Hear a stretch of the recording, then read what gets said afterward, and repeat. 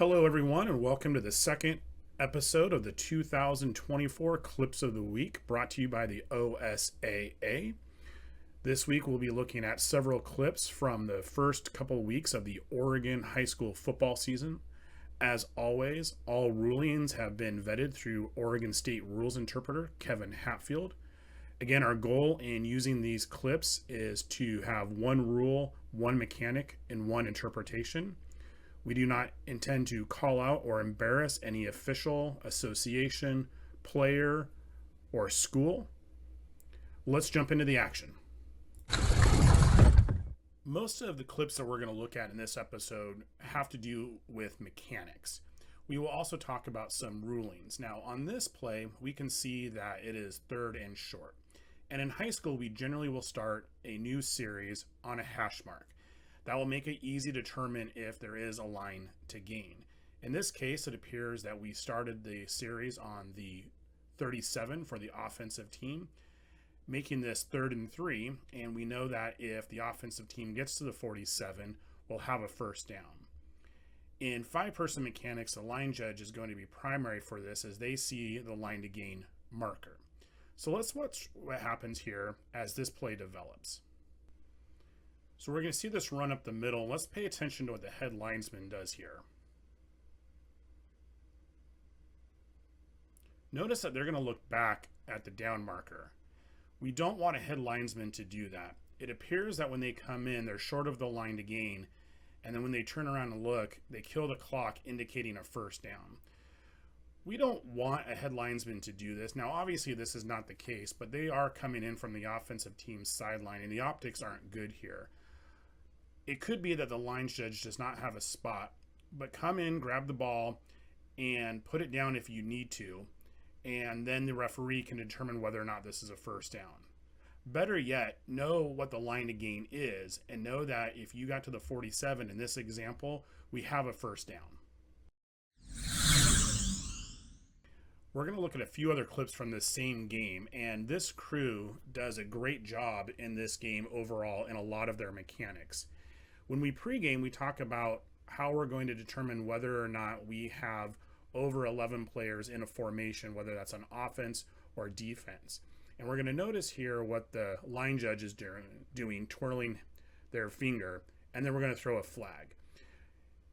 They obviously have 12 in formation, and we don't see anybody getting off the field. So rather than letting the ball be snapped and the defense then having an illegal participation penalty, which is 15 yards, the line judge does a great job killing the play, throwing the flag, and we'll go with an illegal substitution, which only has a 5-yard penalty. So great job by this line judge, and it's obvious that this crew had pre-gamed what it was they were going to do.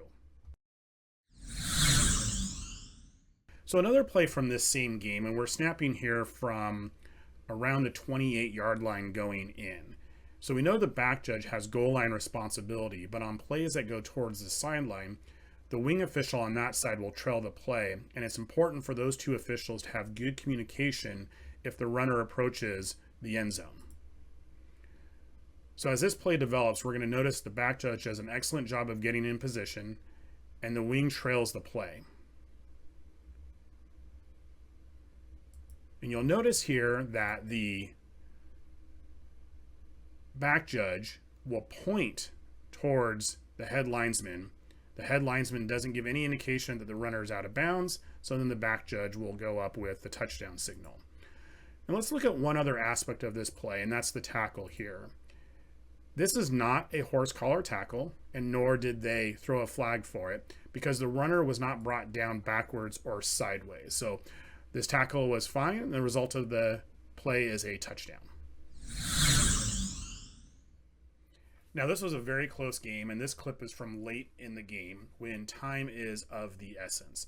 And the head linesman does an excellent job on this play.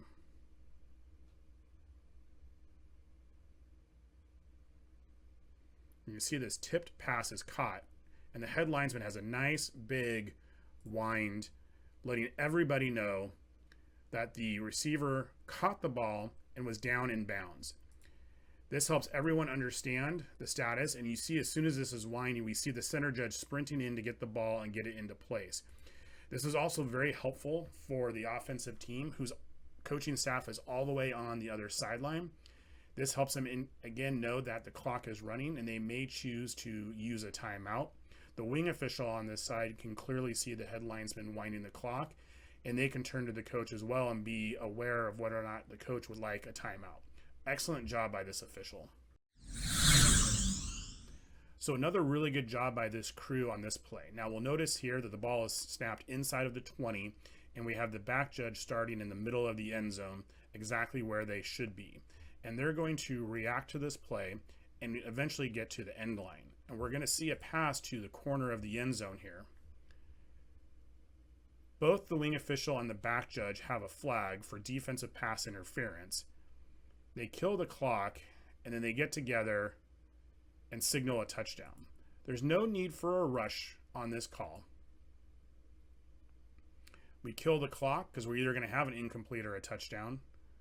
We get together, and again, we both go up with a touchdown. Really excellent job. So this does bring up a question, though. So now we have defensive pass interference on a play in which a touchdown was scored. So from a penalty enforcement scenario, does the offense have a choice? Do they have to decline this foul in order to accept the touchdown? The answer is that they get a choice to enforce the penalty either on the try or on the subsequent kickoff. So the offense chose to have the penalty enforced on the kickoff. It's important to remember that when a touchdown is scored and there is a penalty that's accepted, the scoring team will have the option of either having that on the try or on the subsequent kickoff. So that's important to know, especially if perhaps the point differential here was 1 or 2 points, as the scoring team may wish to have it enforced on the try and go from 2 from the 1.5. But excellent job again by this crew. So in last week's video, we revisited a point of emphasis from 2023, which was aiding the runner. And this is a clip from last Friday, and the crew does an excellent job on this play for throwing a flag for aiding the runner. And this is clearly aiding the runner, but as we saw last week, we still have crews missing this call. So excellent job by both the center judge and the referee for calling this foul for aiding the runner.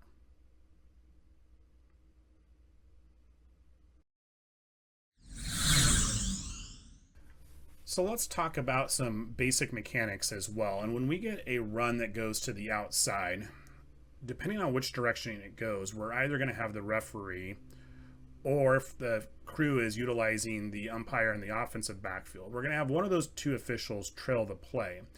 And once the runner gets to the line of scrimmage, they no longer have runner responsibility, but they need to clean up behind the play. So let's watch this play. And we're going to see that the run comes towards the bottom of the screen, towards the line judge's side, the wide side of the field. And our center judge does a good job of trailing the play. We'd like to see the referee trail as well, but we're going to miss, at a minimum, unnecessary roughness. This could potentially be a blindside block, but we almost have an official taken out. Now, thankfully, the official is okay, but the center judge is in perfect position to pick this up, and we should have a flag here for unnecessary roughness. The last 3 clips we're going to look at involve the kicking game, and as we say week in and week out, if something crazy is going to happen, it's generally on kicks. So the first 2 clips involving kicks that we're going to look at are to do with free kicks. And let's just talk about our mechanics and our keys for a second. So as we see here on the screen, we have the back judge, who is responsible for the 3 inside players on their side of the field, and the umpire is responsible for the 3 inside players on their side of the field. Now, once the ball is kicked and the kicking team has passed in front of the back judge, they're going to come into the field, and as the kicking team crosses the returner's restraining line, in this case the 50-yard line, the center judge or umpire is going to come into the field as well, and work downfield a little bit, and they're going to be responsible for blocks on these players that we have highlighted. So let's watch this play.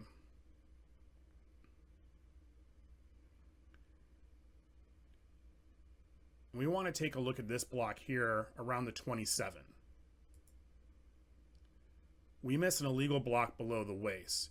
Now, an excellent job by the referee here for picking up a blindside block. So we do get one of the two major fouls on this play, but we don't want to miss this block below the waist. And this should have been picked up by the back judge or the umpire in this case. But again, kudos to the referee for picking up the blindside block. Now in the same game, same scenario, again, the back judge is going to have the three players on their inside, keys 1, 2, and 3, and the umpire or center judge is having the three inside players left of the kicker, again, players 1, 2, or 3. And again, once the kickers have cleared them, the back judge and center judge or umpire will work into the middle of the field. Now, again, this is the same game, and they've already got away with it once, and we're going to see another low block here at the 25. Notice where our umpire or center judge is, though. So they've come in off the 50.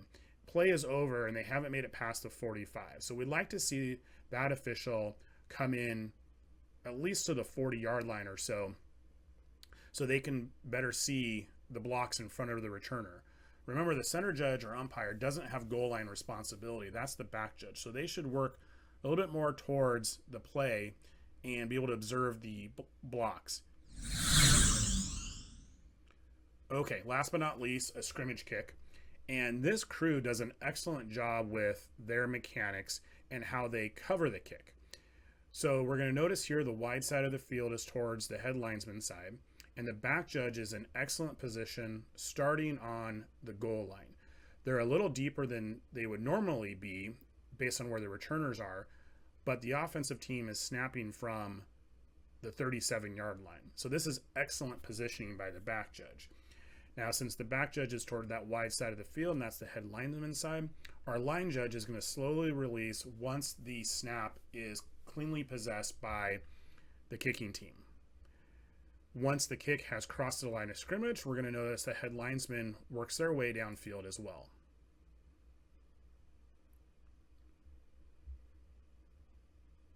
So this is an excellent job so far, and the idea here is to create a triangle between the three officials and be in position to observe the runner, but also any potential blocks. And we're going to notice here that we have two blocks that are suspect and that we want to be aware of. And once the returner has possessed the ball, the back judge should release that returner to the wing official. But as the wing officials come down, they should also be aware of blocks in advance of the runner. The runner is not threatened at this point, but we're going to highlight this blocker around the 15-yard line, and we're going to miss a clear block in the back. Now, this wound up not having a big impact on the play, but this certainly was a foul for a block in the back. So the mechanics on this play were excellent, but we did still miss this block in the back. So the head linesman in this case working down the field could have picked this up. Perhaps the back judge, as they're transitioning from the returner to blocks in advance. The timing on this does make it difficult. So again, kudos to this crew for having excellent mechanics, but we would like to pick up this block in the back. Well, that's it for this week's Clips of the Week. As always, all rulings have been vetted through Oregon State Rules Interpreter Kevin Hatfield. If you have a play that you'd like us to consider showing in a future episode, please send those to the email address on your screen. We wish everyone the best of luck with their contest this week, and we'll talk to you soon.